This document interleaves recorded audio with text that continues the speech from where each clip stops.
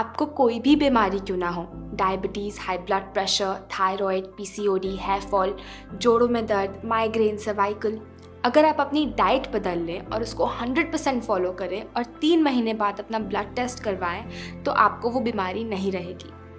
मुझे मालूम है आप मेरा भरोसा नहीं करेंगे। आप शायद सोचें, लेकिन मेरे खाने और बीमारी का क्या संबंध? बीमारी तो दवाई से ठीक होती है, खाने से थोड़ी। लेकिन आज दुनिया भर में हज़ारों लोग दवाइयाँ छोड़कर सिर्फ अपना डाइट और लाइफस्टाइल बदलकर बड़ी से बड़ी बीमारियाँ ठीक कर रहे हैं। इस वीडियो में मैं आपके साथ एक सिंपल डाइट प्लान शेयर करूँगी जो मुझे मेरे गुरु ने सिखाया। इस डाइट को फॉलो करने से मेरा पीसीओडी, थायराइड और हेयर फॉल सिर्फ 3 महीनों में बिना दवाइयों के जड़ से ख़त्म हो गया। मैंने ये डाइट अब हज़ारों लोगों के साथ शेयर करी और जो भी इसको 100% अच्छे से फॉलो करता है उन सभी की बीमारियां ख़त्म हो रही हैं।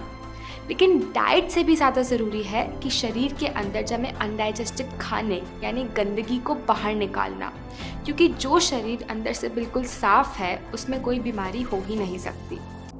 अब जिससे पहले मैं आपको बताऊं कि आपको ब्रेकफास्ट, लंच, डिनर में क्या खाना है, पहले आपको प्राकृतिक खाने के 4 नियम समझने होंगे।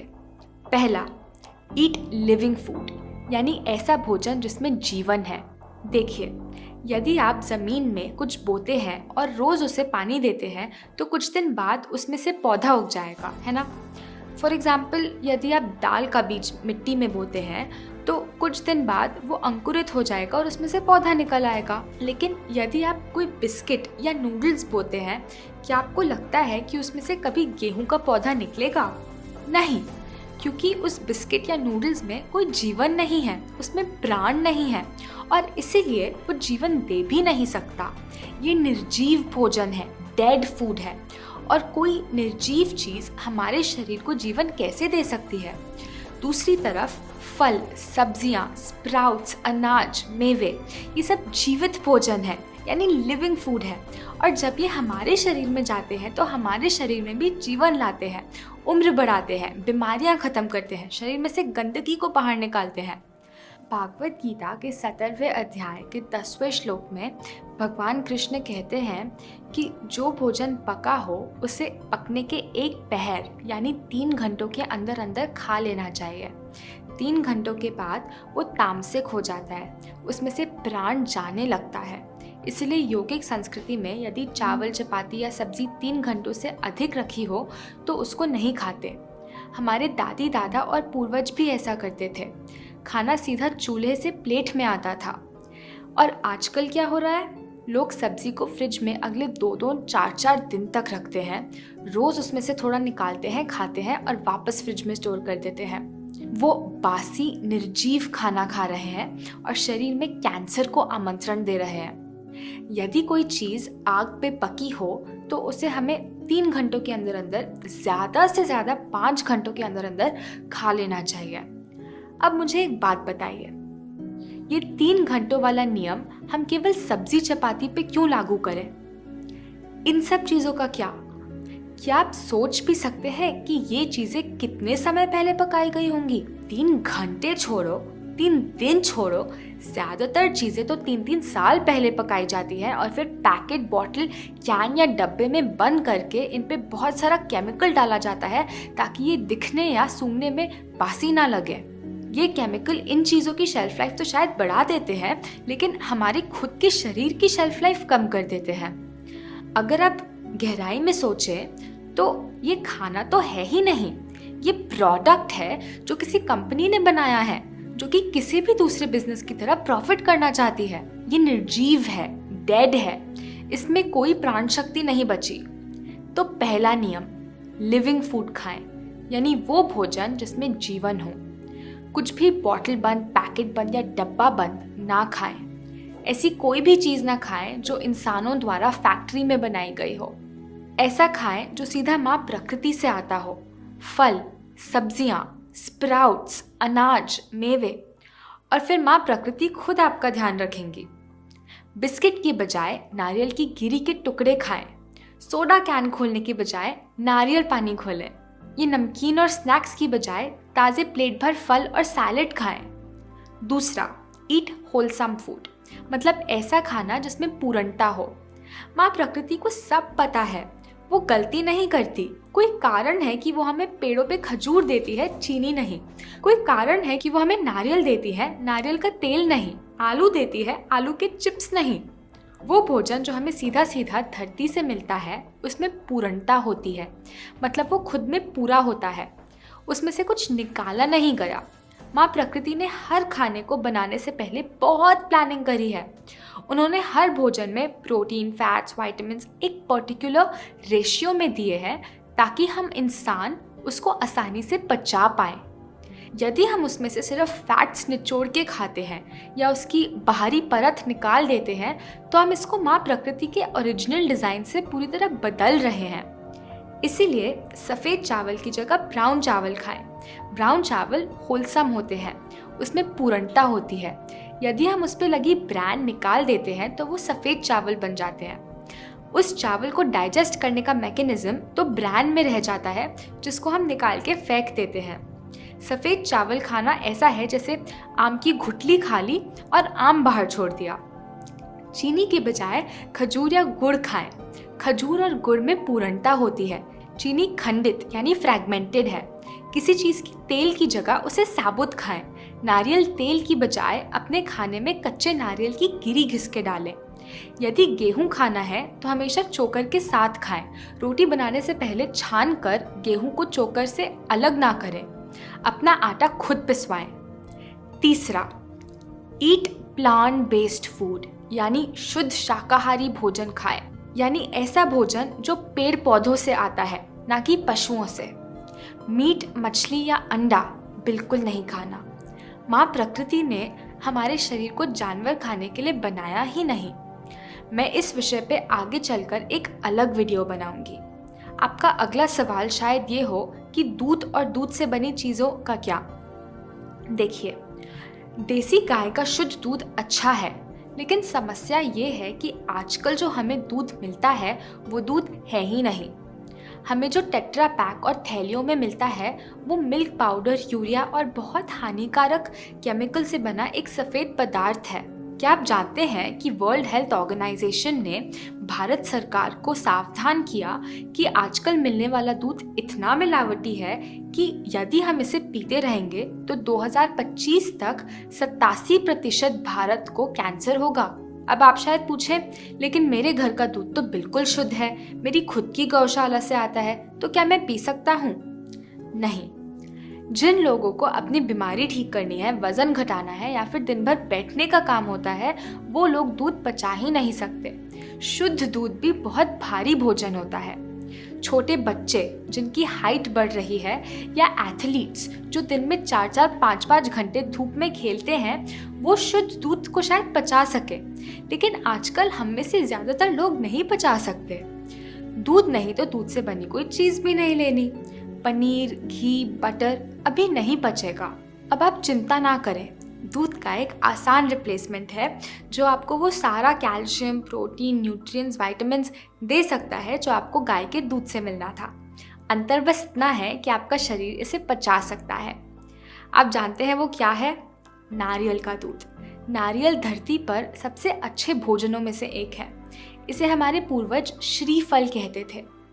भारत में हर जन्म, हर शादी, हर उत्सव की शुरुआत नारियल तोड़ने से होती है, क्योंकि हमारे पूर्वजों को पता था कि अगर वो हमें कहें कि नारियल खाओ क्योंकि सेहत के लिए बहुत अच्छा है, तो शायद कोई ना खाए। लेकिन इसे हमारे रीति रिवाज में शामिल करने के बहाने ये नारियल किसी ना किसी तरह भारत के घर घर में पहुंच जाएगा। आप हमेशा नारियल का दूध खुद बनवाएं, पैकेट वाला नारियल का दूध नहीं। ईट वाटर रिच फूड यानी ऐसा भोजन जो रस से भरा हो। 2 तरह के भोजन होते हैं, वाटर रिच यानी ऐसा भोजन जिसमें पानी भरपूर मात्रा में हो, और दूसरा वाटर पुअर जिसमें कोई पानी नहीं है। वाटर रिच में आते हैं फल जैसे कि तरबूज, पपीता, ग्रेप्स, संतरा, टमाटर, खीरा, पत्तेदार सब्जियां, लौकी। वाटर पुअर में आते हैं सभी तरह के अनाज, चावल, गेहूं, चपाती, दाल, सूखे मेवे जैसे बादाम, अखरोट, और स्टार्च वाली सब्जियां जैसे आलू, अरबी। देखिए, यदि आप उसे जूसर में डालें और बहुत सारा जूस निकले तो आप समझ जाना वो वाटर रिच है। क्या आप कभी रोटी या चावल का जूस बनाते हैं? नहीं, क्योंकि आपको पता है कि उसमें रस है ही नहीं। अब आपका शरीर 70% पानी है और 30% सॉलिड, जैसे हड्डी, मसल और मांस। तो स्वाभाविक है आपकी डाइट 70% वाटर रिच फूड्स की होनी चाहिए, जैसे जूस, फल, सब्जियां, और 30% वाटर पुअर फूड्स की, जैसे अनाज और सूखे मेवे। लेकिन हम में से ज़्यादातर लोग इसका बिल्कुल उल्टा खाते हैं। हम अनाज दिन में 3 बार खाते हैं, जो पूरी तरह पचता नहीं, और इसलिए हमें इतने सारे रोग हो रहे हैं। तो संक्षेप में, नंबर 1, ईट लिविंग फूड, यानी ऐसा भोजन जिसमें जीवन हो, जो सीधा खेत से आपकी किचन में आता है, किसी फैक्ट्री से नहीं आता। नंबर 2, ईट होलसम फूड, यानी ऐसा भोजन जिसमें पूर्णता हो, सफ़ेद चावल की जगह ब्राउन चावल, चीनी की जगह गुड़ या खजूर, तेल की जगह नारियल की गिरी। Number 3, eat plant based food, यानी शुद्ध शाकाहारी भोजन। आपका भोजन पेड़ पौधों से आना चाहिए, पशुओं से नहीं। मीट, मछली या अंडा बिल्कुल ना खाएं। गाय के दूध के बजाय नारियल का दूध इस्तेमाल करें। चौथा, ईट वाटर रिच फूड, यानी ऐसा भोजन जो रस से भरा हो। तो अब चलिए डाइट प्लान की बात करते हैं। हम दिन में 5 मेन मील सजेस्ट करते हैं। सुबह का डिटॉक्स जूस, नाश्ता, लंच, बीच की मिड मील और डिनर। मैं आपको इस वीडियो में जो टाइमिंग दूंगी वो ज़्यादातर लोगों को सूट करता है। आप उसको अपने रूटीन के हिसाब से एडजस्ट कर सकते हैं, कोई प्रॉब्लम नहीं। याद रखें कि इस डाइट प्लान में आप रोज़ 16 घंटे उपवास ज़रूर जोड़ के रखें, जिसकी बात हमने पिछले वीडियो में की थी। मतलब अगर आप डिनर रात को 7 बजे लेते हैं तो अगले दिन सुबह 11 बजे तक कुछ सॉलिड भोजन नहीं खाना। आइए सुबह के डिटॉक्स जूस से शुरुआत करते हैं, जिसे आप सुबह उठने के थोड़ी देर बाद ले सकते हैं, करीब 9 बजे। इसके लिए हम एक बहुत स्पेशल सब्जी का जूस बनाते हैं। जब ये हमारे शरीर में जाता है, सारे टॉक्सिन्स और गंदगी अपने अंदर सोखने लगता है, मैग्नेट की तरह। और जब ये निकलता है, बहुत सारी गंदगी अपने साथ लेके निकलता है। वज़न कम करने के लिए और त्वचा साफ करने के लिए ये बहुत अच्छा है। ये सब्जी बाहर से हल्के हरे रंग की होती है और अंदर से बिल्कुल सफ़ेद। क्या आप जानते हैं ये कौन सी सब्जी है? हिंदी में इसको सफ़ेद पेठा कहते हैं और इंग्लिश में ऐश कार्ड। ये आपको सब्जी वाले के पास मिल जाएगी। जूस बनाने के लिए पहले इसके छिलके को निकाल लें, अंदर से सारे बीज भी निकाल लें। फिर इसको काट कर जूसर में जूस निकाल लें। जूसर ना हो तो इसको मिक्सी में भी बनाकर छानकर पी लें। रोज़ सुबह 1 ग्लास करीब 300 ml पेठे का जूस पिएं। इसमें कोई नमक, नींबू, मिर्च, मसाला नहीं डालना। चिंता ना करें, ये कड़वा नहीं होता। आप चाहें तो इसको आधा नारियल पानी के साथ मिक्स करके भी ले सकते हैं। अगर सफ़ेद पेठा ना मिले तो 1 ग्लास नारियल पानी का पी लें। अगर नारियल पानी भी ना मिले तो आप 1 ग्लास किसी भी सब्ज़ी का जूस ले लें, जैसे घिया, खीरा या सेलरी का जूस ले सकते हैं। फिर जूस पीने के लगभग 2 घंटे तक कुछ ना खाएं, क्योंकि पेठे का जूस शरीर में सफाई का काम कर रहा है। कुछ खाएंगे तो सफाई रुक जाएगी। लगभग 11 बजे नाश्ते में आप एक बड़ी प्लेट मौसम का कोई भी फल ले सकते हैं, जैसे कि तरबूज, पपीता, संतरा, ग्रेप्स, सेब, नाशपाती। ऐसे फल खाएं जिसमें पानी ज़्यादा हो, इसीलिए केला नहीं खाना। सबसे अच्छा तो है कि आप एक बार में एक ही फल खाएं, लेकिन उससे संतुष्टि ना मिले तो 2 या 3 फल भी खा सकते हैं। हमेशा वो फल खाएं जो आपके देश में उगते हैं और मौसम के हैं। ऑलवेज ईट सीजनल, तो इसके ऊपर नारियल की गिरी घिस के डाल सकते हैं। फिर लगभग 2 बजे लंच में आप अनाज ले लें, चपाती और सब्ज़ी।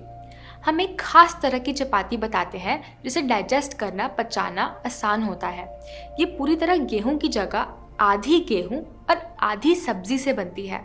आप किसी भी सब्जी की चपाती बना सकते हैं। खीरे की चपाती, चुकंदर की चपाती, पालक चपाती, घिया चपाती, गाजर चपाती। इस तरह यदि आप 2 चपाती भी खाते हैं तो आपके पेट में अनाज सिर्फ 1 चपाती का जाता है। लेकिन इसका मतलब ये नहीं कि आप डबल चपाती खाने लग जाओ। उतनी ही चपाती खाएं जितना आप पहले खाते थे। मैं ये चपाती साथ आती है सब्जी। अब जो हम सब्जी रेकमेंड करते हैं वो भी थोड़ी अलग है। तेल की बजाय हम इसमें नारियल घिस के डालते हैं और मिर्च मसालों की बजाय हम इसमें ताज़े हर्ब्स डालते हैं। इस तरीके से बनाई गई सब्जी सात्विक सब्जी होती है और बहुत जल्दी पच जाती है। चपाती खाते हैं तो 2 कटोरी सब्जी खाएं।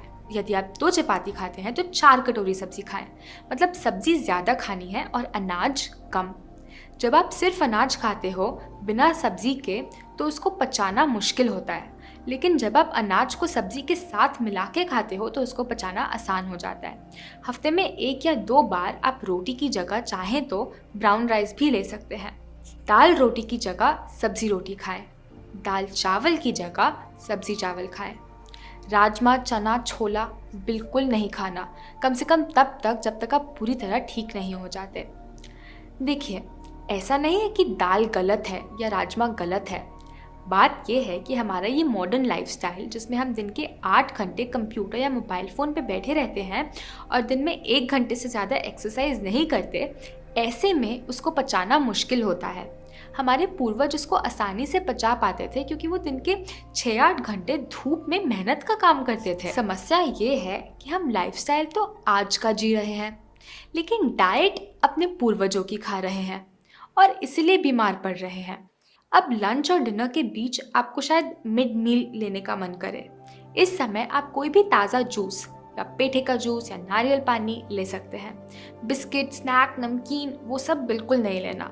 यदि जूस के बाद भी भूख लगे तो 2-3 बिस्किट जितने टुकड़े नारियल की गिरी के ले लें या फिर कोई हल्का फल खा लें। बहुत लोगों को इस समय चाय या कॉफ़ी की आदत होती है। ऐसे में आप हर्बल टी ले सकते हैं। ग्रीन टी या कोई पैकेट वाली चाय नहीं लेनी। आप घर पे अपनी खुद की हर्बल टी बनाएं, इस नीचे दिए गए डिस्क्रिप्शन में है। फिर डिनर में सैलेड या सूप लीजिए। आपका सैलेड रॉ यानी कच्चा होना चाहिए। मौसम की कोई भी सब्जियों को काटकर, जैसे खीरा, टमाटर, चुकंदर, लेटस, धनिया, गाजर, उसमें नट जैसे काजू, बादाम से बनी होममेड ड्रेसिंग बना के डाल सकते हैं। सैलेड में कोई अन्न जैसे कि राजमा, दाल, चना नहीं डालना। आपके लिए कुछ है साथ, लेकिन एक सूप भी ले सकते हैं।